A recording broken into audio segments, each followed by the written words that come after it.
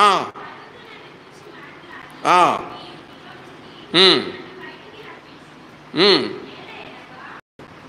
నేను దేశములను దొంగ నిశ్చయము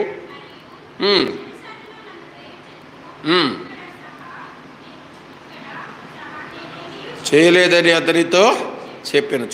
చూడండి అక్కడ ఏం వ్రాయబడింది 14వ వచనములు అంటే, కాబట్టి నీకు క్షేమము కలిగినప్పుడు నన్ను జ్ఞాపకం చేసుకో. ఎవరిని అడుగుతున్నా? ఒక మనిషిని, ఒక పారదాయకుని.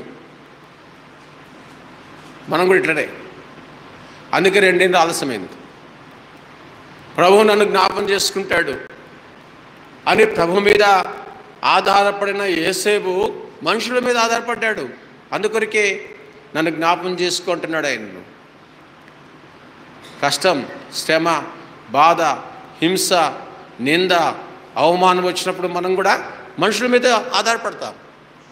బ్రదర్ నన్ను జ్ఞాపకం చేసుకోలేదే అంటాడు. సిస్టర్ నన్ను జ్ఞాపకం చేసుకోలేదే, దయచేసి నన్ను జ్ఞాపకం చేసుకో అక్క, అన్న దయచేసి నన్ను జ్ఞాపకం చేసుకో.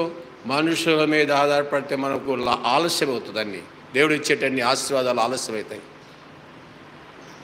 118వ కీర్తన 6వ వచనం. 118వ కీర్తన 6వ వచనం. యెహోవా నా పక్షంగా ఉన్నాడు, నేను భయపడను. నన్ను నాకేం చేయగలరు? యెహోవా నా పక్షం వహించి సహకారిగా ఉన్నాడు.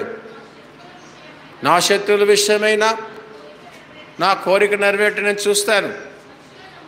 మనుషులను నమ్ముకోవటం కంటే యెహోవాను ఆశ్రయించడం మేలు.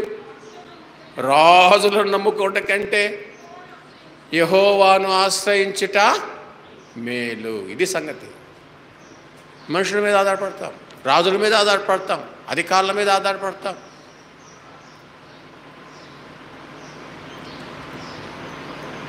అందుకొరకే మనకి ఏ కార్యమైనా దేవుడు చేయాలనుకుంటే ఆలస్యమవుతుంది.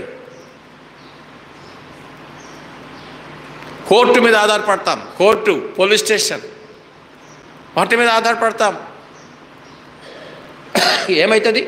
దేవుడు చేసే మేళ్ళన్నీ ఆలస్యమవుతాయి.